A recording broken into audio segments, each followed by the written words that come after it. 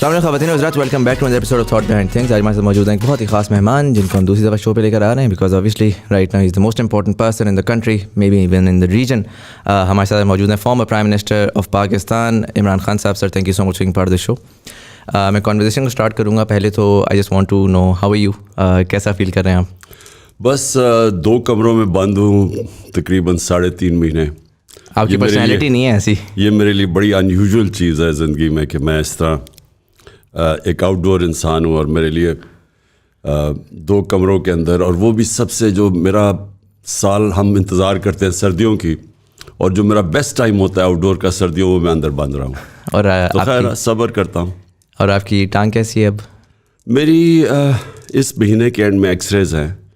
اصل میں کافی ہیل ہو چکی ہے، لیکن تھوڑا سا جو گنجائش ہے اس کا خطرہ یہ ہے کہ اگر پوری طرح ہیل نہ ہوئی، جس کو کہتے ہیں کمپیکٹ، جو ہڈی آپ کی کمپیکٹ نہ ہوئی ہو، تو ایک بھی جھٹکا لگے تو وہ پھر سے ہو سکتی ہے. کیونکہ میرا جو لیفٹ ٹانگ پہ اسی جگہ کے اوپر میرا اسٹریس فریکچر ہوا تھا جب میں کرکٹ کھیلتا تھا، تو میری وہ جو ہڈی تھی وہ ہیل ہوتی ہو، جب پوری ہیل نہیں ہوئی تھی میں جلدی کھیل گیا تو 2 دفعہ میری ہڈی کھلی تھی.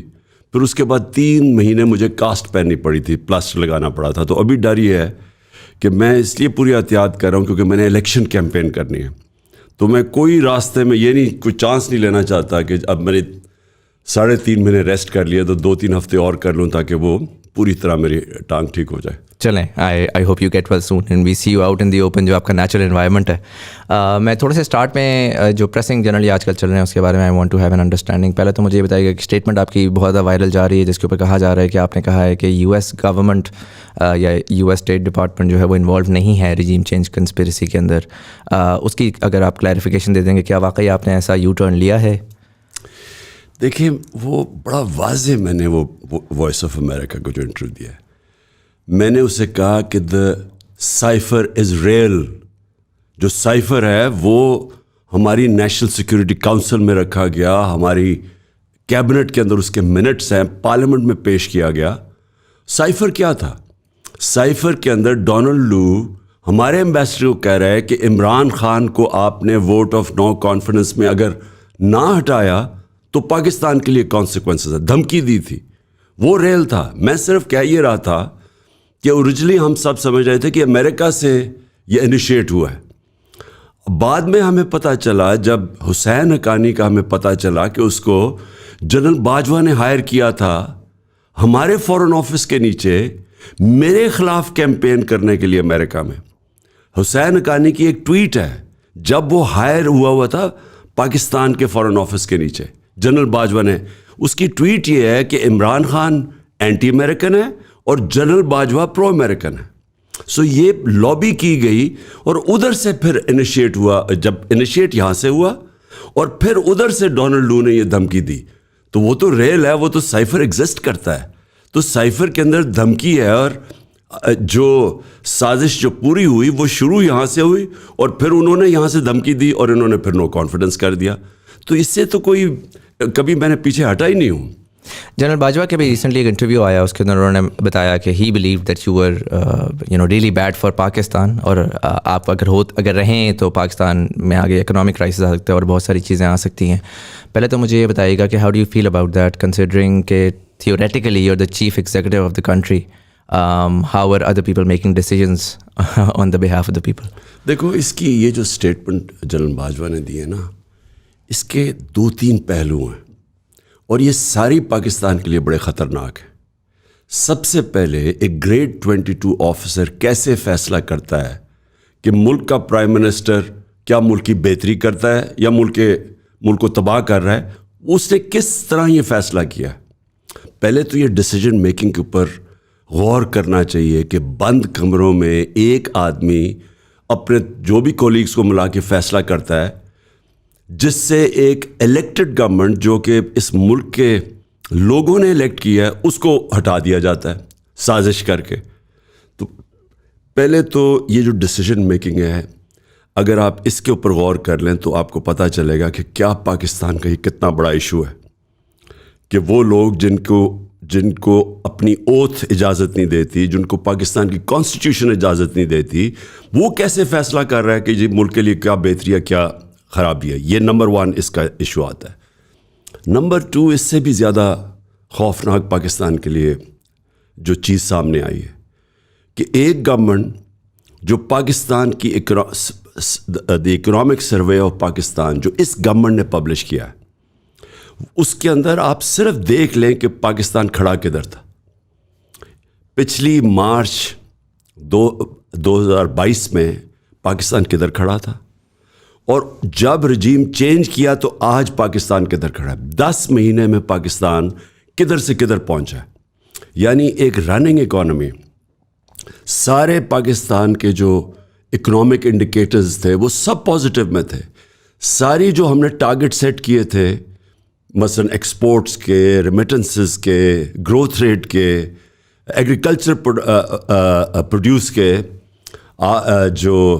جو آئی ٹی ایکسپورٹس, سارے ہم نے اپنے جو ٹارگٹس تھے ان سے اوپر آگے نکل گئے تھے. 2 سال کووڈ کے باوجود پاکستان کی جو پرفارمنس تھی 17 سال کے بعد بہترین پرفارمنس تھی. اور 17 سال پہلے امریکن ڈالرز آ رہے تھے, ہم ان کی جنگ لڑ رہے تھے. یہ امریکن ڈالرز آنے کے بغیر ایک اکانومی تیزی سے آگے جا رہی تھی, اور آئی ایم ایف اسے کہہ رہا تھا سسٹینیبل گروتھ پہ نکل گئی تھی, انکلوسیو گروتھ پہ نکل گئی تھی. یعنی ہم اپنے نچلے طبقے کو بھی اٹھا رہے تھے. ہیلتھ کارڈ جو کہ ریولوشنری چیز تھی پاکستان کے ہیلتھ سیکٹر میں, احساس پروگرام جو دنیا نے اکنالج کیا, ورلڈ بینک نے کیا, اسٹینفورڈ یونیورسٹی نے اس کو سنگل آؤٹ کیا کہ وہ ویلفیئر اسٹیٹ کی طرف پاکستان کو لے کے جا رہا ہے. اور وہ پھر جو سب سے امپورٹنٹ چیز ہے کہ آئی ایم ایف اس وقت, اور یہ صرف 1 سال پہلے آئی ایم ایف کی رپورٹ ہے, سمری, ایگزیکٹو سمری ہے کہ پاکستان اس پاتھ پہ نکل گیا ہے. اس کو ایک آدمی نے بند کمرے میں فیصلہ کر کے گورنمنٹ کرا دی, اور آج پاکستان ہماری 75 سال کی تاریخ کی سب سے بدترین ٹائم پہ کھڑا ہے. اکنامک کولیپس ہے. کل انگلش اخبار میں آرٹیکل آیا کہ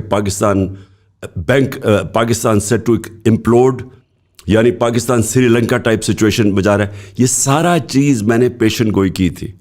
میں نے جب یہ جنرل باجوہ جب سوچ رہا تھا کانسپریسی کا, تب بھی اس کو بتایا, شوکت طرین نے اس کو بتایا کہ نہ کرو.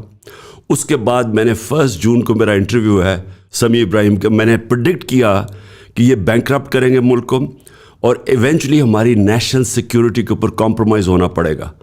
اور میں نے کہا کہ ہمارے جو ایسٹس ہیں وہ خطرے میں ہوں گے.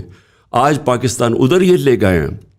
یہ چوروں نے اپنے آپ کو تو این آر او دے دیا, 1100 ارب روپے کے اپنے تو انہوں نے کرپشن کے کیسز معاف کروا لیے, اور ان کو کوئی فرق نہیں پڑا کہ جب ملک بینکرپسی کی طرف جا رہا ہے. 100 روپیہ گرا ڈالر کے مقابلے میں صرف 10 مہینے کے اندر. یہ انپریسیڈنٹڈ ہے پاکستان کی تاریخ میں. مہنگائی 50 سال میں پاکستان کی سب سے زیادہ مہنگائی ہے, اور ابھی اور آنی ہے. تو کون ذمہ دار ہے اس کا؟ سب سے خوفناک بات تو یہ ہے کہ جو آدمی پراؤڈلی کہتا ہے کہ میں نے گورنمنٹ گرائی کیونکہ یہ خطرہ تھا, آج اس سے پوچھیں کہ یہ جو ملک کے اندر اس وقت مایوسی ہے, اکنامک کولیپس ہے, کون ذمہ دار ہے اس کا؟ ان چوروں کے سارے کیسز معاف کروانے کا, رول آف لا ختم کرنے کا. ایک فیشسٹ بالکل ملک کے اندر کبھی اس طرح کا فنڈامنٹل رائٹس کی وائلیشن نہیں جو آج ہوئی ہے, کیونکہ ہمیں ایکسیپٹ کروانے کے لیے ان چوروں کو انہوں نے وہ ہمارے اوپر ظلم کیا ہے, ہماری لوگوں پہ. اعظم سواتی, ارشد شریف, شہباز گل, فواد چودھری کو اٹھا کے جیل میں, شیخ رشید کو جیل, ایسے تو کبھی پاکستان میں ہوا ہی نہیں ہے. تو ہر طرح جو آج پاکستان اپنی تاریخ کی سب سے اس مرحلے پہ کھڑا ہے جو کبھی بھی پاکستان اتنی برے حالات نہیں تھے. کون ذمہ دار ہے اس کا؟ جنرل باجوہ صاحب نے فالو اپ کے اوپر یہ بھی کہا ہے کہ ان کے پاس کچھ ویڈیوز ہیں اور چیزیں ہیں جو کہ پوٹینشلی وہ منظر عام پہ آ سکتی ہیں, جس میں وہ پتہ لگ جائے گا کہ کیا چیزیں تھیں جس کی وجہ سے انہوں نے ہٹایا. تو میرا کویشچن اس میں یہ ہوگا کہ how do you feel about the fact that you were recorded while you know being a prime minister. مطلب یہ تھوڑا سا یہ کس طرف ہم پاکستان کو لے کر جا رہے ہیں, جہاں پہ ایون شہباز شریف صاحب کی آڈیوز لیک ہو رہی ہیں, ویڈیوز بن رہی ہیں. جنرلی آپ کا کیا کامنٹ ہوگا اس طرح کی سچویشن کے بارے میں, بیکاز عام آدمی میرے جیسے جو دیکھتا ہے وہ تو اس کا تو اسٹیٹ کے اوپر سے بالکل ہی ایک وہ ہٹ جاتا ہے جسے کہتے ہیں. دیکھیے اس کا بھی بڑا, یہ بھی ٹوٹل وائلیشن ہے پاکستان کی کانسٹیٹیوشن کی. یہ ایکچولی یہ کرائم ہے. یہ اس کے اوپر صرف اسی کے اوپر اس کو سزا ملنی چاہیے. وہ کیا ہے؟ ایز پرائم منسٹر یہ میری ٹیپ ریکارڈنگ کرتے تھے, میرے پرائم منسٹر کے فون کو ٹیپ کرتے تھے, اور پھر انہوں نے ریلیز کی وہ ٹیپس جو میری پرائیویٹ لائن کے اوپر. مثلا میرا کانورسیشن تھا میرا جو پرنسپل سیکرٹری اعظم خان, اس کی انہوں نے جو ریکارڈنگ تھی وہ ریلیز کر دی. اور پھر بشرا بیگم کی انہوں نے کوئی ریکارڈنگ ریلیز کر دی, لیکن ریلیز صحیح بھی نہیں کی, اس کو ڈاکٹر کر کے کیا. یعنی ٹیپس کو انہوں نے ایڈٹ کر کے اور زیادہ سنسنی خیز بنا کے انہوں نے ریلیز کر دی. یہ ملک کا آرمی چیف کر رہا تھا. اب یہ سوچ لیں, جس کے نیچے پاکستان کی پریمیئر انویسٹیگیٹو ایجنسیز ہیں جن کا کام ہے ملک کو بیرونی خطروں سے بچانا, وہ کیا کر رہے تھے؟ پرائم منسٹر کو بلیک میل کرنے کے لیے اس کی ٹیپس بنا رہے تھے. اور یہ کس لیے بنا رہے تھے؟ یعنی میں کوئی فورن ایجنٹ ہوں, میں کوئی ملک کا غدار ہوں, میں کوئی ملک کے پیسے چوری کر کے, یہ جن چوروں کو انہوں نے NRO دلوایا ہے, میرا کوئی باہر پراپرٹیز ہے, میں یہ ملک سے پیسہ چوری کر کے باہر لے کے جا رہا تھا. میں تو واحد پولیٹیشین ہوں جس نے باہر کما کے سب کچھ پاکستان لے آیا ہوں, میرا تو کوئی ہے ہی نہیں. تو مجھے اس طرح ٹریٹ کر رہے تھے. کس لیے کر رہے تھے؟ اس سے یہ چیز سامنے آتی ہے کہ نیشنل انٹرسٹ نہیں تھا.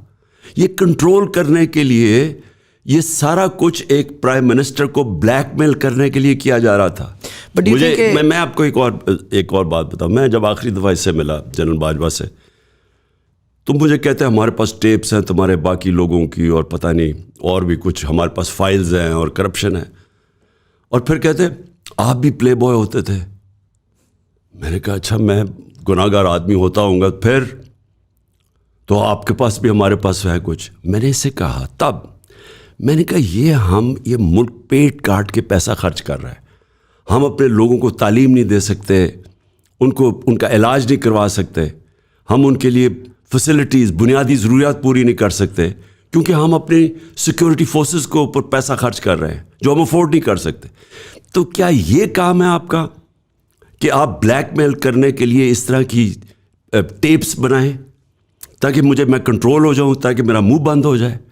اور یہ دیکھیں, یہ ہے المیہ کہ اصل میں مسئلہ کیا ہے کہ اس میں کوئی شک نہیں کہ ہماری اس وقت سب سے زیادہ آرگنائزڈ اور منظم اور ایک ادارہ جو بچا ہوا ہے وہ فوج ہے. کیونکہ باقی اداروں کو تو انہوں نے خراب کر دیا. انہوں نے انٹرفیئر کر کے یہ دو مارشل لاء میں بھی تباہ ہو گئے, اور پھر ان دونوں نے بھی, یہ جو کرپٹ خاندان ہے انہوں نے بھی کر دیا. لیکن ایک آدمی فیصلہ کرتا ہے فوج کی پالیسی کیا, وہ ہے آرمی چیف. اس کے پاس اتنی پاور ہے کہ وہ جو مرضی کرنا چاہے, اس کو کوئی پوچھنے والا نہیں ہے. تو وہ اگر ٹیپس بنا رہا ہے آپ کی بلیک میل کرنے کے لیے, یہ کیا ریفلیکٹ کرتا ہے؟ میرے خیال میں پاکستانی فوج کو آج اندر اکاؤنٹیبلٹی کرنی چاہیے اس کی, کیونکہ اس میں فاصلے عوام میں اور ہماری فوج میں بڑھتے جا رہے ہیں. بجائے ہمیں ڈنڈے مار کے اور ہمارے اوپر غداری کے کیسز کر کے اور ہمیں جیلوں میں ڈال کے اور ننگا کر کے ٹارچر کرنے کے, یہ انٹروسپیکشن کی ضرورت ہے. اس وقت اصلاحات کی ضرورت ہے, بیکاز یہ بگڑتا جا رہا ہے کام. اور میں اس کو بھی ایک دفعہ کہا تھا, میں ابھی بھی کہہ رہا ہوں, یہ ادھر پاکستان جا رہا ہے جدھر یہ سب کے ہاتھ سے نکل جائے گا. کہ ابھی تک یہ فیلنگ ہے کہ جی ہماری آرگنائزڈ انسٹیٹیوشن فوج ہے وہ کنٹرول کر لے گی.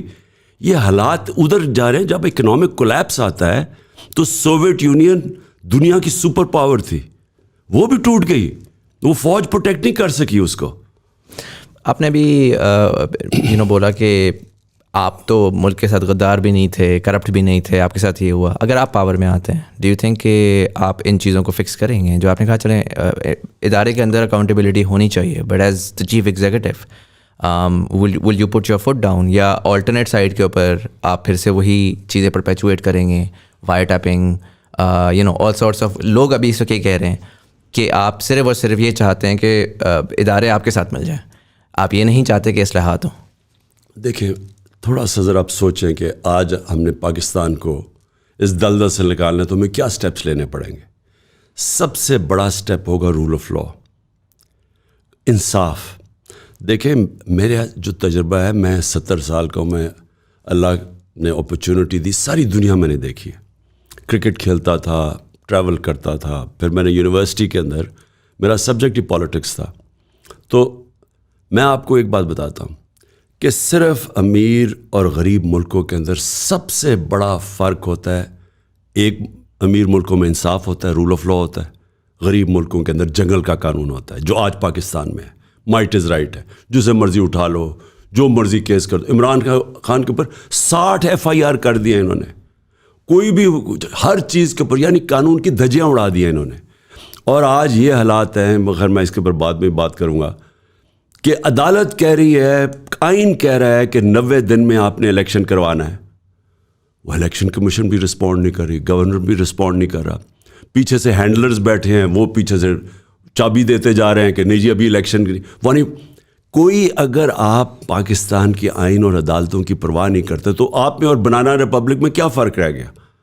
اگر آپ کی عدلیہ کو آپ انفیکٹو اتنا کر دیں کہ وہ آئین کو نہ کی حفاظت کر سکے, تو اس کے بعد ملک کا تو جو ہمارے میں اور بنانا ریپبلکس میں کیا فرق. بنانا ریپبلک کیا ہوتی ہے؟ جدھر مائٹ از رائٹ ہوتا ہے, جنگل کا قانون ہوتا ہے. تو ہم نمبر 1 چیز پاکستان میں دیکھیں, یہ کنیکٹڈ ہوتی ہے. جو اکانومی ہوتی ہے اس کو پولیٹیکل اکانومی کہتے ہیں, وہ آئسولیٹڈ نہیں ہوتی. آپ ایک کچھ جینیس کو لے آئیں اور اسے کہیں جی ہماری اکنامک پالیسی بنا دے. وہ اکنامک پالیسی ویکیوم میں نہیں ہوتی, وہ ایک پورا گورننس سٹرکچر ہوتا ہے جو سپورٹ کرتا ہے. اکانومی کیسے اٹھتی ہے؟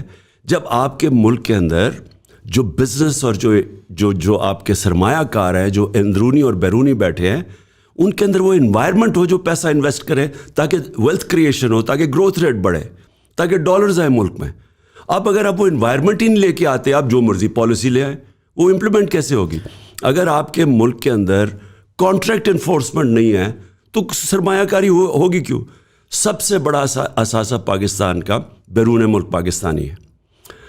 1 کروڑ پاکستانی باہر بیٹھا ہے, ڈالرز ان میں ان کی انکم ہے. آپ یقین کریں کہ ان میں سے 5 لاکھ پاکستان میں انویسٹمنٹ کرنا شروع کر دیں. انویسٹمنٹ ابھی وہ صرف پراپرٹیز لیتے ہیں یا پلاٹس لیتے ہیں, ان کے اوپر بھی قبضے ہو جاتے ہیں, کیونکہ یہ رول آف لا نہیں ہے. قبضہ گروپ امریکہ میں, انگلینڈ میں کیوں نہیں ہے, یورپ میں کیوں نہیں ہے؟ کیونکہ وہ انصاف ہے. جب انصاف نہیں ہوتا, بس NRO بھی مل جاتا ہے اور قبضہ گروپ بھی ہوتے ہیں. تو نمبر 1 جو آپ نے شروع کرنا ہے ملک پہ جو ریفارم ہے وہ ہے رول آف لا, اور اس کے لیے بڑا امپورٹنٹ ہے کہ سارے ادارے مل کے اپنا پارٹ پلے کریں. اب میں بات کر رہا ہوں پاکستان کی سروائیول کی ہے. اب یہ آپشن نہیں ہے کیا ملک نے سروائیو کرنا یا نہیں کر رہا. جب بھی اگر جو ریفارمز شروع ہوں گی وہ ہوں گی قانون کے سامنے سب ایک برابر, چاہے وہ آپ کے اپوننٹس ہی کیوں نہ ہوں. دیکھیں جو اپوننٹس ہیں, میری ان سے لڑائی ہے کیا؟ وہ چوری کی ہوئی ہے انہوں نے 30 سال سے کرپشن کر رہے ہیں. پہلے جنرل مشرف سے NRO لے لیا. کہیں آپ نے مغرب کے اندر سنا ہے NRO؟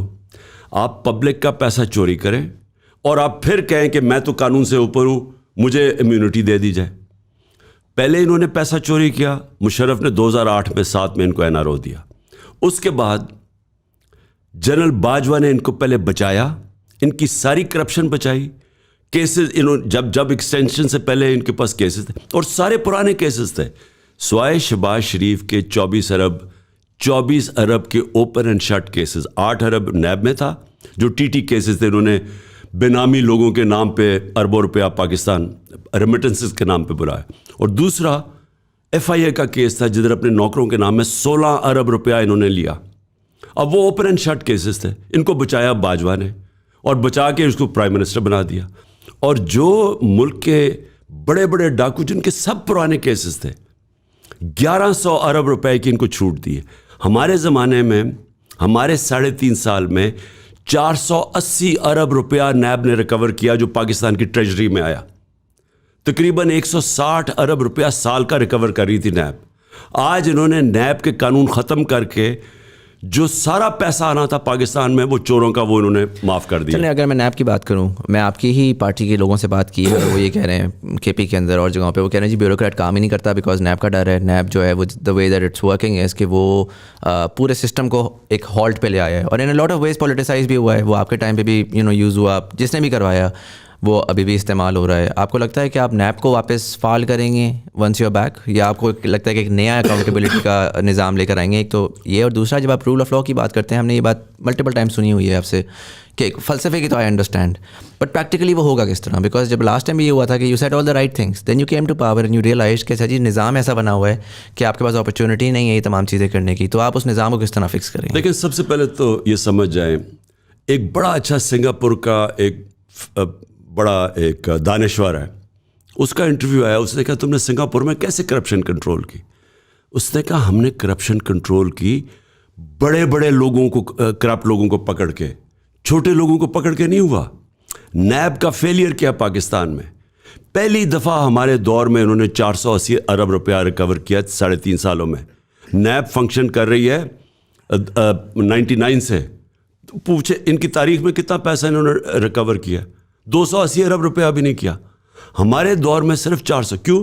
کیونکہ ہم نے ان کو روکا نہیں نیب کو اپنے کام کرنے سے, ہمارے کنٹرول میں نہیں تھی, ہم نے ان کو انفلوئنس نہیں کیا. روکا کس نے؟ جنرل باجوہ نے روکا جس کے نیچے تھی, اس نے ان ساروں کو بچا لیا اینڈ میں.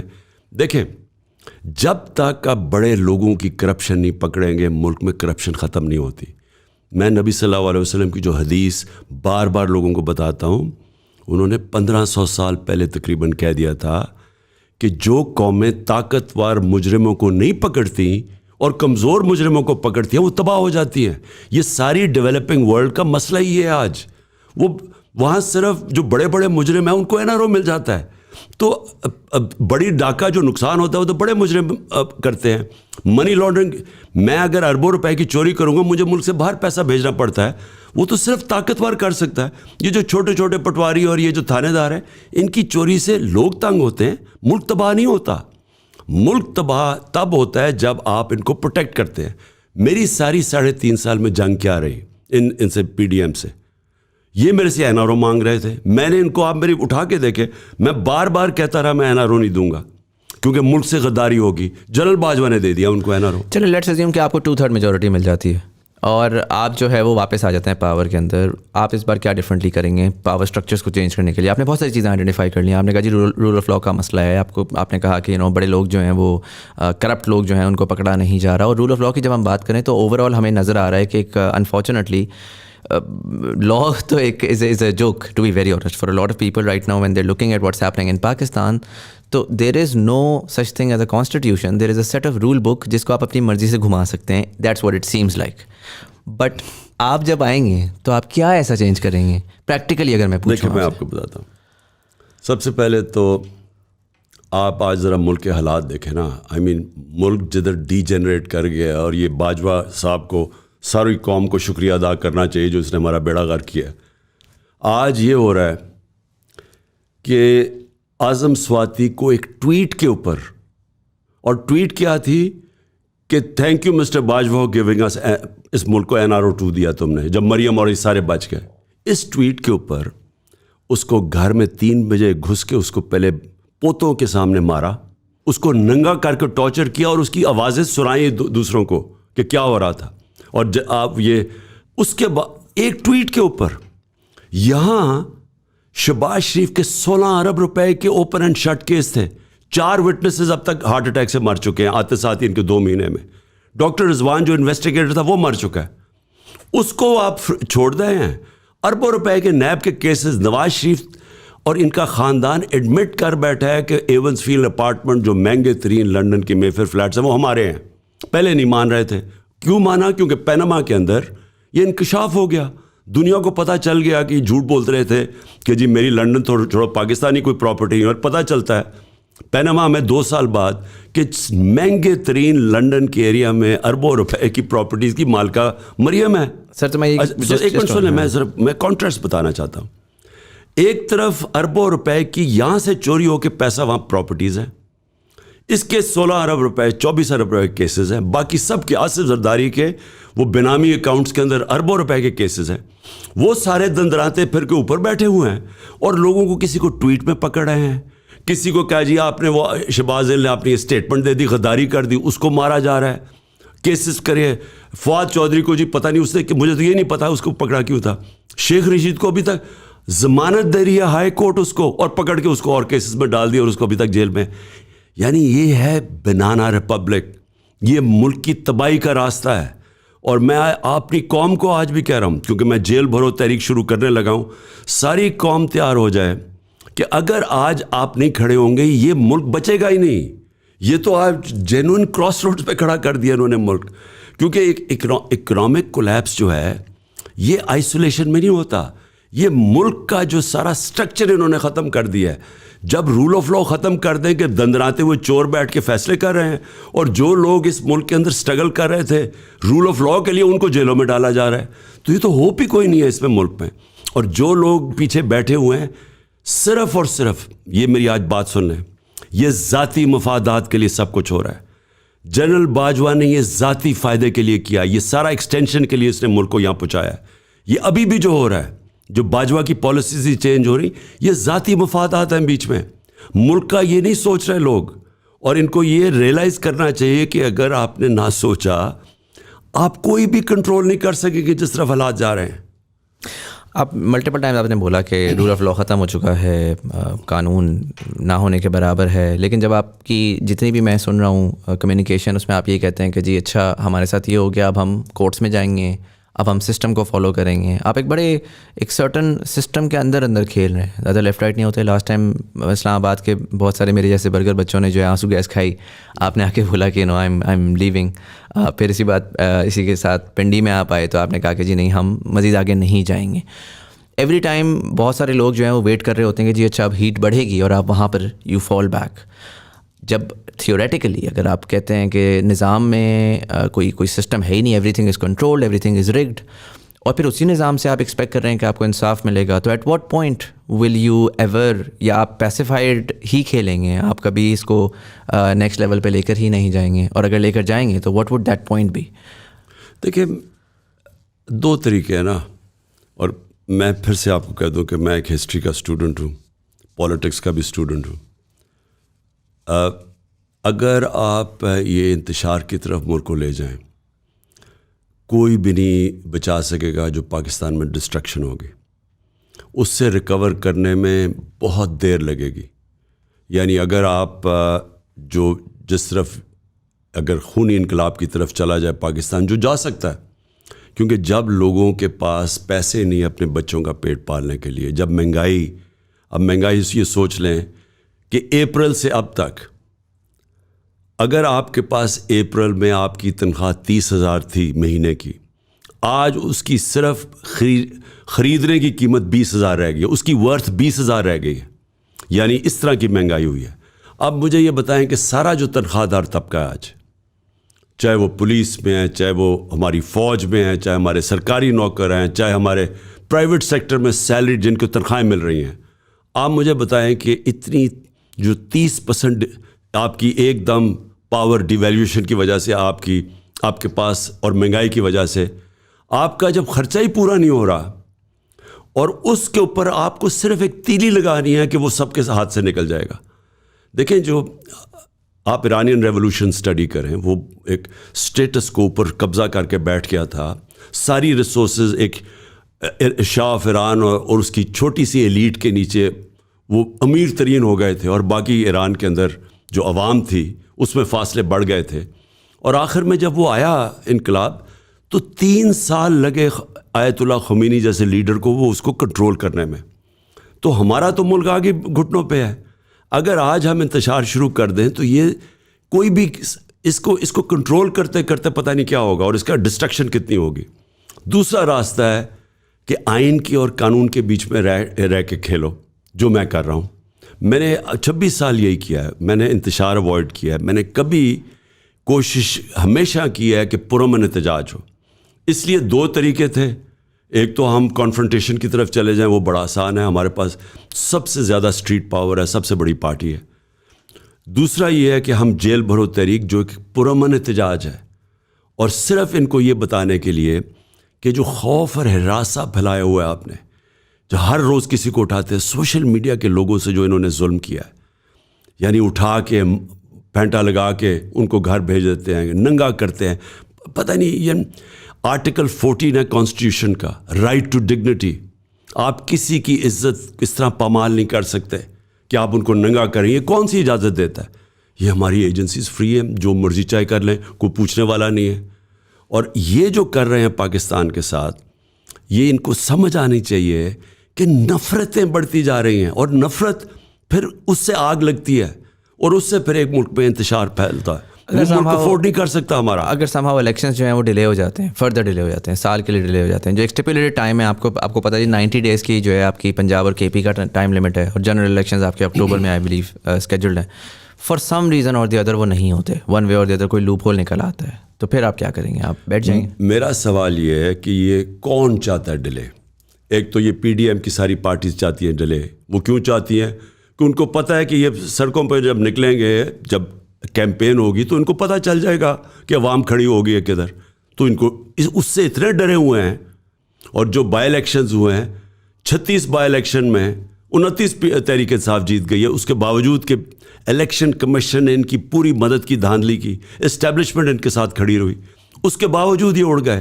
تو یہ ڈرے ہوئے کہ جنرل الیکشن کی تو جو ہوا چلتی ہے وہ تو بالکل ہی کنٹرول نہیں ہو سکتا. تو اس کی وجہ سے یہ ڈیلے کرنا چاہتے ہیں. لیکن ڈیلے سے ہوگا کیا؟ نہ کسی بیرونی ملک کو پاکستان کے اوپر اعتماد رہ گیا، نہ وہ پیسے دینے کے لیے تیار ہیں، نہ اپنے ملک کے سرمایہ کاری کرنے کے لیے تیار ہیں، نہ کوئی بیرونی سرمایہ کار یا کوئی کمرشل بینک لینڈ کرنے کے لیے تیار ہے. کیونکہ جب ہم گئے تھے تو پاکستان کی، جب جنرل باجوہ نے کہا نا خطرہ تھا عمران ملک کا، تو تب پاکستان کا جو ڈیفالٹ کی رسک کا تھا وہ 5% تھا. آج وہ 100% پہ پہنچ گیا. تو کسی نے پیسے تو دینے نہیں ہیں. تو میرا پوائنٹ یہ ہے کہ اگر یہ کھینچتے جائیں گے تو کیا اس سے کوئی ملک ٹھیک ہو جائے گا؟ تو یہ ذاتی مفادات کے لیے تو یہ ڈر کے عمران خان کہیں آ نہ جائے واپس، وہ تو ڈیلے کرتے رہیں گے عمران خان سے ڈر کے کہ اسے کسی طرح پہلے ہٹاؤ، جیل میں ڈالو، کسی کچھ کرو، مارو اس کو، کسی طرح وہ ہٹ جائے، پھر الیکشن کروائیں. اپنے لیے تو ٹھیک ہے، لیکن ملک کی تو تباہی کا راستہ ہے یہ، کیونکہ اس پہ تو ہوپ ہی کوئی نہیں ہے. جس طرح ہم جا رہے ہیں تو نہ کسی کے پاس کوئی روڈ میپ ہے، نہ کوئی ہوپ ہے. اب جو شہباز شریف سے کیا ترکی نے، سوچو جہاز پہ بیٹھا ہوا تھا جانے کے لیے، پورا اپنا ترکی کو بچانے کے لیے، انہوں نے منع کر دی اس کو. دوسری طرف انہوں نے کہا جی ہم اس وقت نہیں. دوسری طرف شیخ تمیم، قطر، چھوٹا سا قطر، ان کو انٹرٹین کر رہا ہے، اور ان کو دیکھو کس طرح کی ملی ہے. تو ہم دنیا میں ذلیل ہو رہے ہیں. وہ ایک اور ہمارے مڈل ایسٹ کے سربراہ تھے، انہوں نے پوری تیاری کر لی اسلام آباد میں، اس نے کہا جی، اس نے بھی ریفیوز کر دیا. تو یا تو ہم ملک کی تباہی کا راستہ ہے یہ ہے کہ اگر آپ الیکشن نہ کر، ایک ہی طریقہ اس پہ نکلنے کا. بٹ اگر انہوں نے کر دیا تو آپ پھر کیا کریں گے؟ What would your? دیکھیے میرے خیال میں وہ پھر یہ سنبھالا نہیں جائے گا ان سے، کیونکہ وہ ویسے ہی ایک لوگوں کو اگر یہ ہو گیا، میرے تو خیال میں پاکستان کی ساری لیگل کمیونٹی کھڑی ہو جائے گی، وکلا کھڑے ہو جائیں گے. کیونکہ سارے دیکھ رہے ہیں کہ اگر آپ نے 90 days جو واضح ہے اس میں تو کوئی گنجائش ہے ہی نہیں، تو وہ تو کوئی ڈیفینڈ کر ہی نہیں سکتا سوائے جو چور ان کے ساتھ کھڑے ہو جائے گا، یا ان کے ساتھ وکیلوں کا ایک مافیا، وہ شاید وہ تھوڑے سے لوگ ہیں. عوام تو ایک طرف کھڑی ہو جائے گی. جو لوگ اس پہ کھڑے ہوں گے، آپ جب اگر واپس آتے ہیں پاور میں تو آپ آرٹیکل 6 لگائیں گے ان کے خلاف؟ دیکھیے میں یہ نہیں کہہ سکتا کہ میں کیا کروں گا آ کے، لیکن میں یہ چاہتا ہوں کہ پاکستان میں سب کو یہ خوف ہو کہ قانون جو توڑے گا اس کو سزا ملے گی، بس.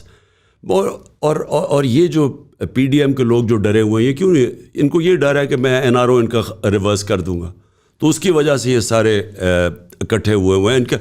ان میں کامن تو کوئی چیز ہے ہی نہیں. یہ تو سارے ایک پارٹی جو ایک دوسرے کو چور کہتی تھی، ان کی سٹیٹمنٹس تو دیکھیں. زرداری کو جیل تو نواز شریف نے ڈالا تھا کرپشن میں 2 دفعہ. جو نواز شریف کے اوپر کیسز وہ زرداری نے بنائے تھے. حدیبہ پر مل کا کیس تو یہ پیپلز پارٹی نے بنایا تھا. تو اور فضل الرحمان سب دونوں کو چور کہتا تھا، وہ سارے اس کو ڈیزل کہتے تھے. سب اب اکٹھے ہیں. تو ان کے اندر کامن چیز کیا ہے؟ عمران خان کا خوف. چلیں میں تھوڑی سی کانورزیشن کو چینج کرتا ہوں، اور میں یہ کانورزیشن زیادہ اسپیسیفک اس کی طرف کر رہا ہوں جو آپ کا سپورٹر یا تھا یا ہے یا اب درمیان میں ڈسپونڈنٹ ہو کے بیٹھ گیا ہے. انفارچونیٹلی ڈسپونڈنسی بہت زیادہ ہے, ہوپلیسنس بہت زیادہ ہے. آپ نے خود بھی بولا ملٹیپل ٹائمس کہ مایوسی انپریسیڈنٹڈ ہے. میں جنرلی لوگوں سے بات کر رہا ہوں, 8 لاکھ لوگ پاکستان چھوڑ کے گئے, بٹ وہ تو ایک میں کہوں گا کہ وہ تو اسٹارٹ تھا. پچھلے 2-3 مہینے کے اندر I know so many of my own friends جو کہ چھوڑ کے چلے گئے ہیں, اور ان سے اگر پوچھا جائے تو وہ کہہ رہے ہیں کہ یار کوئی فائدہ نہیں ہے, کوئی فیوچر نہیں ہے. میں بھی یہاں پر آ رہا تھا تو میں نے ایک اپنے سوشل میڈیا پہ ایک وہ ڈالا سروے, جسے میں نے کہا کہ آپ کس کو اگلی الیکشن میں ووٹ کریں گے. آلموسٹ 65% سیٹ کہ جی وہ پی ٹی آئی کو ووٹ کریں گے. اسٹریٹ پاور انپیرللڈ ہے آپ کی. لیکن 30% نے آلموسٹ بولا کہ ہم ووٹ ہی نہیں کریں گے. بہت بڑا نمبر ہے یوتھ کے لیے. جو اس وقت لوگوں کا جو لوگ دیکھ رہے ہیں یہ کیا ہو رہا ہے, اور آپ ان کو ساتھ ساتھ بتا بھی رہے ہیں کہ جی اس طرح ہو رہا ہے, اس طرح ہو رہا ہے, اس طرح ہو رہا ہے, اور وہ مایوسی میں مزید اضافہ کر رہا ہے. بندہ اگنورنٹ ہوتا ہے نا تو شاید سیٹ رہتا ہے. اس سپورٹر کو آپ کیا کہیں گے, اس 30% کو آپ کیا کہیں گے جو کہ اب ووٹ ہی نہیں کرنا چاہتا؟ وہ کہتے ہیں یار اتنا گندا نظام ہے, اتنا زیادہ اس میں مسائل ہیں. جب آپ بتا رہے ہیں کہ یار عدلیہ بھی بری ہے, ادارے بھی برے ہیں, بڑے جتنے لوگ ہیں پاور میں بیٹھے ہوئے ہیں, مطلب جنگل کا قانون ہے, بنانا ریپبلک ہے, اکنامکلی تباہ ہونے والا ہے, سوشل مورل کرائسس ہے, تو دین جس کا چانس بنتا ہے وہ تو نکلے گا. اور جب وہ ایک دفعہ وہ نکل گیا وہ واپس تو نہیں آتا. تو آپ کو کیا لگتا ہے کہ how do you build that hope again, how do you build that trust again? دیکھیں, سب سے پہلے تو میں یہ کریکٹ کر دوں آپ کو, میں نہیں کہتا عدلیہ بری ہے. میں کہتا ہوں کہ عدلیہ کے اوپر وہ پریشر ہے جو شاید ہی کبھی دنیا میں کسی عدلیہ کے اوپر ہو. اور پریشر 2 طرف سے ہے. پریشر ہماری اسٹیبلشمنٹ کی طرف سے بھی پڑتا ہے, اور پریشر پڑتا ہے یہ چوروں کی طرف سے. یہ جو مافیاز ہیں, یہ تو پولیٹیشنز تو ہے ہی نہیں, یہ تو دونوں مافیاز ہیں. اب مریم کہتی ہے اس نے ٹیپس بنائی ہوئی ہیں, تو ٹیپس مافیا بناتے ہیں. پولیٹیشنز تو ٹیپس نہیں بناتے بلیک میل کرنے کے لیے, جو آپ پتہ چلا کہ اس میں شامل ہو گئے ہیں جنرل باجوہ صاحب بھی جو ٹیپس بناتے ہیں. تو یہ تو کوئی پولیٹیشنز یا ایسے تو نہیں کرتے. تو ان کے اوپر پریشر رکھا ہوا ہے ججز کے اوپر. کوئی وہ کوئی کام کرتے ہیں جو ان کو پسند نہیں ہے تو ان کو اٹیک کر دیتے ہیں. اور میں حیران ہوں, ان کے اوپر کنٹمپٹ بھی نہیں لگتا سر. لیکن یہ سارا دیکھ کے لوگ تو ہوپ لیس ہو رہے ہیں سر. لیکن عدلیہ جو ہے نا, ہوپ عدلیہ کے اندر ہے. جو اصل مایوسی کیا ہے, اصل مایوسی یہ ہے کہ آج تک پاکستان کے اندر یہ فیلنگ تھی کہ جو پولیٹیشنز وہ کرپٹ ہیں, لیکن جو ہماری اسٹیبلشمنٹ ہے وہ ہمیشہ, کیونکہ اس کا انٹرسٹ پاکستان کے اندر ہے, تو وہ جب بھی انٹروین کرتی ہے وہ پاکستان کی بہتری کے لیے کرتی ہے. جو مایوسی آج پاکستان میں ہے کہ اسٹیبلشمنٹ جا کے کھڑی ہو گئی چوروں کے ساتھ. جنرل باجوہ نے جب کہا کہ میں ملک کو بچانے کے لیے عمران خان کو گرایا تھا, تو اس کا اگلا سوال ہونا چاہیے کہ خدا کے واسطے آگے سے جتنا بھی برا عمران خان ہے, جنرل باجوہ کو نہ بچانا نہیں چاہیے ملک کو, کیونکہ اس نے جا کے ان چوروں کے اوپر بٹھا دیا ہے. اصل مایوسی یہ ہوئی ہے کہ لوگوں کو ہے کہ اسٹیبلشمنٹ آل پاورفل ہے, اور وہ جا کے کھڑی ہو گئی چوروں کے ساتھ. تو مایوسی ادھر ہو گئی ہے, لوگوں کو اب ہوپ ہی نہیں نظر آ رہا. اور وہ کیا سمجھ رہے ہیں کہ یہ اب ان کے ساتھ مل کے انہوں نے عمران کے اوپر کانٹا ڈال دیا ہے, ریڈ لائٹ ڈال دی ہے. اور وہ ان کو خوف یہ ہے کہ اگر انہوں نے ریڈ لائٹ ڈال دی تو کیسے عمران خان کامیاب ہوگا. تو وہ یہ جو آپ مایوسی دیکھ رہے ہیں یہ اس لیے ہے کہ وہ سمجھتے ہیں کہ یہ تو سسٹم بالکل ریگڈ ہے, یہ میچ فکسڈ ہے, تو اس کے اندر تو جو بھی ہم کریں گے کچھ نہیں ہوگا. بٹ وہ ہوپ واپس کس طرح آئے گی, سوال میرا یہ ہے. بیکاز اگر یہ تھاٹ آ گئی ہے ایک دفعہ تو یہ تھاٹ واپس جانے والی تو نہیں ہے. اس پوری جنریشن میں تو یہ تھاٹ نہیں جائے گی, وہ کبھی بھی ٹرسٹ نہیں کریں گے سسٹم کو. بلکہ میں دوسری چیز سمجھتا ہوں کہ یہ جو اب یہ غصہ بھی ہے, یہ جو انڈیفرنٹ ہے نا, لوگوں کو غصہ ہے کہ یہ ہو کیا رہا ہے ملک کے ساتھ. یہ جو مایوسی ہے, جو لوگ 8 لاکھ آپ کے ٹاپ لوگ, پروفیشنلز, پڑھے لکھے لوگ چھوڑ گئے ملک, جن پاکستانیوں نے انویسٹ کیا تھا پاکستان میں. ہمارا جو روشن ڈیجیٹل اکاؤنٹ میں پتہ نہیں 5 ارب گرو کر رہا تھا ہر سال, ہر مہینے گرو کر رہا تھا ہمارا جو روشن ڈیجیٹل. اوورسیز ریمیٹنسز ہر مہینے گرو کر رہی تھی. وہ جو کولیپس کیا ہے, ہوا یہ ہے کہ لوگوں کو ایک دم احساس ہوا ہے کہ یہ تو اس ملک میں تو کچھ ہو ہی نہیں سکتا, کیونکہ یہاں اسٹیبلشمنٹ اگر کھڑی ہو گئی چوروں کے ساتھ تو لوگوں کا ہوپ چلا گیا. تو میں اس کو الٹا سمجھتا ہوں. جیسے ہی لوگوں کو پتہ چلے گا کہ الیکشن اناؤنس ہوا ہے, یہ سارا کنورٹ ہوگا, آپ دیکھیں گے غصہ پولنگ بوتھس کے اوپر. اور اس سے ڈرے ہوئے ہیں یہ سب ڈرے ہوئے ہیں جو الیکشن نہیں چاہتے, جو عمران خان کو باہر چاہتے ہیں, وہ اسی سیلاب سے ڈرے ہوئے ہیں. سیلاب آئے گا پاکستان میں الیکشن کے دن. اگر میں آپ سے پوچھوں پی ایم ایل این میں سے اگر شریف فیملی کو ہٹا دیں اور پیپلز پارٹی میں سے بھٹو فیملی کو ہٹا دیں تو would you be willing to work with these parties, the people who are there? تمام لوگ تو خراب نہیں ہو سکتے اگر آپ ان کو دیکھ رہے ہیں. بالکل. تو جس طرح مفتاح اسماعیل صاحب ہیں, شاہد خاقان عباسی صاحب ہیں, وہ آج کل ذرا باہر ایک ریفارم پاکستان کی بات کر رہے ہیں, تو اس کے اندر کیوں نہیں پی ٹی آئی ان کو ریچ آؤٹ کرتی اور ان کے ساتھ مل کے ریفارمیشن کی بات کرتی؟ دیکھیں, بالکل میں پولیٹیشنز کے ساتھ بات کرنے کے لیے ہمیشہ تیار ہوں, چوروں کے ساتھ میں بات نہیں کرنا چاہتا. زرداری خاندان اور شریف خاندان اس ملک کے سب سے بڑے لٹیرے ہیں. میں نے 26 سال جو اپنی ساری کیمپین شروع کی تھی انصاف کی تحریک, وہ ان دونوں خاندان کو دیکھ کے کی تھی. میں واحد پولیٹیشین تھا جنہوں نے ان کو جوائن نہیں کیا. اس نے کہا یہ دونوں چور ہیں 26 سال پہلے. اور مجھے جب جنرل باجوہ آگے کہتے ہیں کہ جی ان کو این آر او دے دو, یعنی کہ آپ اکاؤنٹیبلٹی بھول جائیں اور اکانومی کے اوپر کانسنٹریٹ کریں, میں ان کو کہا میں 26 سال کی میری یہ جہاد ہے, یہ پولیٹکس نہیں میں کرنے آیا. تو ان سے تو کسی صورت بات ہو نہیں سکتی, کیونکہ یہ کبھی بھی پاکستان کو چلنے نہیں دیں گے, کیونکہ انٹرسٹ ان کے جو ہیں وہ پاکستان کے انٹرسٹ کے خلاف ہے.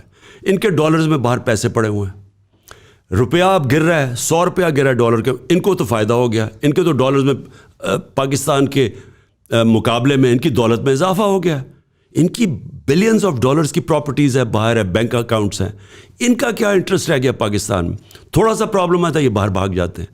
میں سوال آج پوچھتا ہوں, اور اپنے سارے جو سننے والے ہیں, مجھے یہ بتائیں کون سی دنیا کے اندر آپ کی رولنگ ایلیٹ وہ ان کی پراپرٹیز باہر ہیں, ان کے پیسے باہر ہیں, جو ان کو پیسہ ملتا ہے وہ ڈالر میں کنورٹ کر کے باہر بھیج دیتے ہیں. ان کا انٹرسٹ کتنا رہ گیا پاکستان میں؟ ان کا اور پاکستان کی عوام کا انٹرسٹ کیا کامن ہوگا کہ یہاں آپ کا روپیہ گرا ہے تو یہاں غربت بڑھ گئی ہے, مہنگائی ہو گئی ہے, ادھر وہ بیٹھے ہوئے تو ان کی دولت میں اضافہ ہو گیا. تو یہ تو سب سے بڑا تضاد یہ ہے. میں ایکچولی جو آپ نے کہا نا ریفارمز کیا کروں گا, ایک ریفارم یہ کروں گا کہ جو پاکستان کے اوپر بڑے عہدے پہ آئے, جو پاکستان کا وزیر بنے, جو وزیر اعظم بنے, اس کی ساری پراپرٹی اور پیسہ پاکستان میں ہونا چاہیے. اگر ان کا پاکستان میں پیسہ نہیں ہے اور وہ ملک سے باہر پیسہ رکھ رہے ہیں, میں فرق کروں گا. ایک وہ پاکستانی ہے جس نے محنت سے باہر پیسہ کمایا ہے, وہ بالکل مختلف ہے, وہ اس ملک کا احساس ہے. ایک وہ ہیں جو یہاں بیٹھ کے جو پیسہ بنتا ہے یا ٹیکس بچانے کے لیے یا چوری کا پیسہ ملک سے باہر بھیج دیتے ہیں. یہ تو اس ملک کے دشمن ہے, غدار ہے ملک کے. تو میں اس پہلی ریفارم یہ ہوگی کہ آپ اگر کوئی ملک کا بڑا عہدہ لینا چاہتے ہیں, پہلے ڈسکلوز کریں کہ آپ کی پاکستان سے باہر کوئی پراپرٹی یا پیسے ہیں تو ڈسکلوز کریں. اور اگر پتہ چلے, سب سے بڑی سزا ملنی چاہیے ان لوگوں کو کہ آپ بڑے عہدے کے اوپر بیٹھ کے اب آپ باہر آپ کے پاس پراپرٹیز. اب نواز شریف مجھے بتائیں, وہ ہر باری باہر بھاگ جاتا ہے. 24 اس نے نجی دورے کیے لنڈن کے جب پرائم منسٹر تھا, 24 پرائیویٹ وزٹس. زرداری نے 50 دورے کیے جب پریزیڈنٹ تھا دبئی کے. مجھے بتائیں, میں جب پرائم منسٹر تھا میں نے تو ایک بھی پرائیویٹ دورہ نہیں کیا. میرے تو بچے باہر تھے, مجھے تو 2 دفعہ انگلینڈ میں انویٹیشن ملا, انہوں نے کہا انگلینڈ کا دورہ کرو, میں تو نہیں گیا کیونکہ میرے ملک کو اس کا فائدہ نہیں تھا. ایک پرائم منسٹر ہوتے ہوئے آپ پرائیویٹ دورے کر رہے ہیں اس ملک میں جدھر آپ کی پراپرٹیز ہیں, آپ کے بینک بیلنسز ہیں, آپ عیاشی کرنے جاتے ہیں, ہیرڈز میں شاپنگ کرنے جاتے ہیں. یہ کانفلکٹ آف انٹرسٹ ہے. پنجاب کی الیکشن ہوپ فلی آ جائے گی, اس میں آپ نے کہا کہ آپ خود ٹکٹس ڈسٹریبیوٹ کریں گے. کیا ہم نئی شکلیں دیکھ رہے ہیں اس بار؟ کیا ہم ینگ فیسز دیکھ رہے ہیں اس بار, یا پھر سے وہی پرانے سیاستدان جو کیا کہلاتا ہے الیکٹیبلس, وہ پھر سے آئیں گے اور same old phases, same old style of politics? ایک تو میں خود ٹکٹس اس لیے دے رہا ہوں کیونکہ مجھے پتہ چلا کہ لاسٹ ٹائم ٹکٹس دینے پہ ہمارے کئی ٹکٹس بکے, پیسے لیے گئے ٹکٹس کے لیے. اس لیے کوئی بھی, میں آج اگر آپ کے پروگرام کی طرف سے بھی سارے اپنے جو میرے ٹکٹ لینے والے ہمارے جو کینڈیڈیٹس ہیں ان سب کو پیغام دینا چاہتا ہوں کہ کوئی بھی آپ کے ساتھ آپ سے پیسہ مانگے نا, اس کا کوئی فائدہ نہیں ہے, کیونکہ ٹکٹ تو اینڈ میں نے دینے ہیں. میں لوگوں کی سجیشنز لے رہا ہوں, میٹنگز کر رہا ہوں, کینڈیڈیٹس دیکھ رہا ہوں. اس کے اندر میں نے جو 2 چیزیں کرائیٹیرین سیٹ کیے ہیں کہ ایک پارٹی سے وفاداری, نظریے سے وفاداری, اور دوسرا کہ اس کے اوپر اس کی انٹیگریٹی, اس کی ایمانداری. یہ 2 کرائیٹیرین ہم نے سیٹ کیے ہیں. اب اس کے اندر ہر کوئی یعنی کسی کی وفاداری زیادہ ہوگی, کسی کی انٹیگریٹی زیادہ ہوگی, شیڈز آف گرے ہوں گے. یہ آسان کام نہیں ہے, لیکن میری پوری کوشش ہے کہ اس باری پہلی دفعہ ہمیں موقع ملا ہے, کیونکہ انشاءاللہ پارٹی کا ٹکٹ جیتے گا. پہلے ہمارے پاس بہت بڑی ریلائنس ہوتی تھی الیکٹیبلز کے اوپر, اور مسئلہ الیکٹیبلز کا یہ ہے کہ وہ جو ہم نے دیکھا کہ لوٹا بننے کے لیے ان کو کوئی مسئلہ نہیں ہوتا, کیونکہ ان کا نظریہ نہیں ہوتا, وہ صرف اپنی کنسٹیٹوئنسی کو بچانے کے لیے وہ ہر فیصلے کرتے ہیں.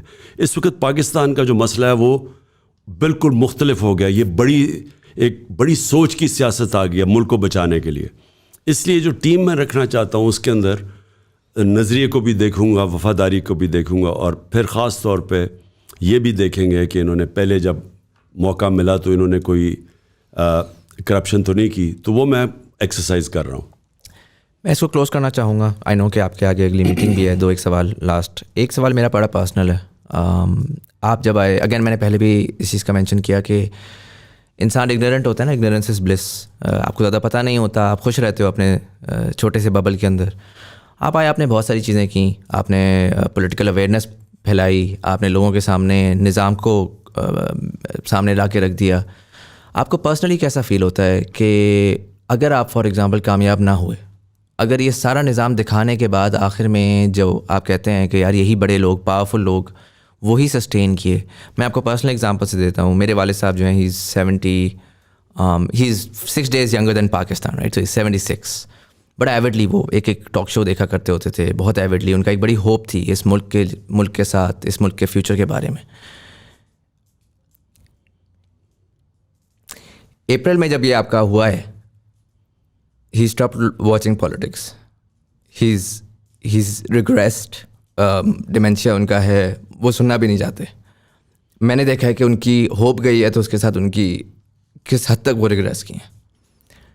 اگر آپ کامیاب نہیں ہوئے, اگر آپ جو ہے وہ نہیں سیو کر سکے, تو جو وہ تمام لوگ ہیں جنہوں نے امیدیں لگائی تھیں, جنہوں نے یہ محنت کی تھی, یہ ہوپ کیا تھا کہ یار اس ملک کے اندر ہم کچھ نکال سکتے ہیں, ان کا کیا ہوگا؟ How do you feel about that? دیکھیں, میں آپ کو ایک بات بتاتا ہوں. پہلے تو آپ اگر انسان کی تاریخ پڑھیں نا, تو وہ بڑا واضح ہے کہ قوموں کی زندگی میں اونچ نیچ ہوتی ہے. اب جرمنی اور جاپان سیکنڈ ورلڈ وار میں بالکل ہی تباہ ہو گئے. 10 سال میں ملک کھڑے ہو گئے, کیونکہ وہ قومیں ہیں, انہوں نے آپس میں مل کے پھر کھڑے ہو گئے. تو یہ یاد رکھیں کہ قوم تباہ کبھی بھی اچھے برے وقت سے نہیں ہوتی. قوم تباہ تب ہوتی ہے جو اللہ نے قرآن میں ان کی اللہ فرماتے ہیں کہ میری زمین پہ نکل کے دیکھو کتنی قومیں تباہ ہوئیں جو میرے حکم پہ نہیں چلی. تو جو اللہ کا سب سے بڑا حکم کیا ہے؟ 2 اس کے حکم ہیں قوموں کے لیے. ایک قوم میں عدل اور انصاف پیدا کرو. حضرت علی کا قول ہے کفر کا نظام چل جائے گا لیکن ناانصافی کا نظام نہیں چل سکتا. جب آپ قوم کے اندر انصاف نہیں پیدا کرتے تو جو ظلم کا نظام ہوتا ہے وہ نہیں چلتا. یہ اللہ نے قرآن میں, اور مثالیں ہیں کئی. فرعون کی کیا تھی؟ فرعون کی جو ساری کہانی ہے حضرت موسیٰ اور فرعون کی, ظلم تھا اس کے خلاف حضرت موسیٰ کو بھیجا. یہ سارا جو ظلم کا نظام پاکستان میں آ گیا ہے, یہ ہم لڑنا پڑتا ہے اس کے. میں حقیقی آزادی کی جو بات کرتا ہوں, یہ ظلم اور ناانصافی سے آزادی ہے. یہ کوئی پلیٹ پہ نہیں دیتا. یہ ہمیں مایوس ہو کے اگر ہم سمجھیں گے گھر بیٹھ جائیں گے, یہ ملک ٹھیک نہیں ہوتا. قرآن میں اور اللہ نے کہا ہے میں کبھی کسی قوم کی حالت نہیں بدلتا جب تک وہ خود اپنی حالت بدلنے کی کوشش نہیں کرتی. ہم اگر چپ کر کے بیٹھ جاتے ہیں اور یہ ظلم قبول کر لیتے ہیں, ہم ختم ہو جائیں گے. ہم جینوئن کراس روڈز پہ پہنچ گئے ہیں. اللہ نے ہمیں چیلنج کیا کہ اب تم کیا کرو گے؟ کیا تم چپ کر کے ہار مان جاؤ گے, یا تم اپنی حقوق اور انصاف کی جنگ لڑو گے, حقیقی آزادی کی؟ میری جو ساری زندگی کی ٹریننگ ہے, میں آپ کو آخر میں بتاؤں. اچھا, اس کے دوسرا جو چیز ہے وہ امر بالمعروف. اللہ کا حکم ہے کہ اچھائی کے ساتھ کھڑے ہو. اللہ نے کبھی آپ کو یہ اجازت نہیں دی نیوٹرل رہنے کی. جب حق اور باطل کا ہوتا ہے آپ کو کھڑا, اللہ کا حکم ہے حق کے ساتھ کھڑے ہو, ظلم کے خلاف کھڑے ہو, آپ بدی کے خلاف جنگ لڑیں, جہاد لڑیں. تو معاشرے نے انصاف کے لیے, اس کے لیے آپ کو جدوجہد کرنی پڑتی ہے. اور دوسری چیز کہ دیکھیں, میری ٹریننگ ساری ہے کہ جب میں میچ کھیلنے جاتا تھا تو میں ہمیشہ سمجھتا تھا کہ میں جیتوں گا. 2 مائنڈ سیٹ ہوتے ہیں. ایک میچ میں انٹر کرتا تھا کہ میں ہار نہ جاؤں, اس کے سارے نیگیٹو کہ میں ہار گیا تو کیا ہوگا, میں کبھی ایسے نہیں سوچتا. میں سوچتا تھا کہ اگر جیت گیا تو میں کیا ہوگا. تو اس کا مائنڈ سیٹ مختلف ہوتا ہے, وہ پازیٹیو ہوتا ہے, وہ سارا وقت اپرچونیٹیز دیکھ رہا ہوتا ہے جیتنے کی. جو یہ آپ بات کرتے ہیں نا کہ ہم اگر ہار گئے تو کیا ہوگا, تو وہ تو کچھ بھی ہو جائے گا. ہارنے تو آپ کا سارا نیگیٹو ہوتا ہے, آپ ڈر کے زندگی گزارتے ہیں. جو جیتنے والا ہوتا ہے اس میں دلیری ہوتی ہے, وہ سمجھتا ہے کہ جو بھی چیلنج آئے میں ہرا دوں گا ان کو. اور وہی لوگ جیتتے ہیں, چاہے وہ بزنس میں ہو, دنیا میں ہو. کبھی بھی نیگیٹو مائنڈ سیٹ سے کوئی نہیں جیت سکتا. تو میرا تو کبھی میرے میں شک ہی نہیں ہوا کہ یہ ایک دن پاکستان ایک عظیم قوم بنے گی, اور انشاءاللہ ہم اسٹرگل کر کے بنائیں گے اس کو.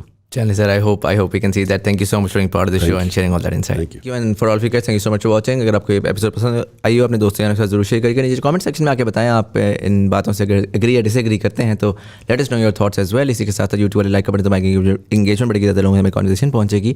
فیس بک والے نیچے دی ہوئی لنک پر ٹی کمیونٹی جوائن کر سکتے ہیں, جہاں پر ہم ڈفرنٹ فیڈ بیک بھی لیتے ہیں, گیسٹ ریکمنڈیشنز بھی لیتے ہیں, آرٹیکل بھی شیئر کرتے ہیں. Join that as well. But any ways, this was Syed Muzammil Hasan Zaidi, you are watching thought behind things. Thank you so much for watching and I will C you in the next one.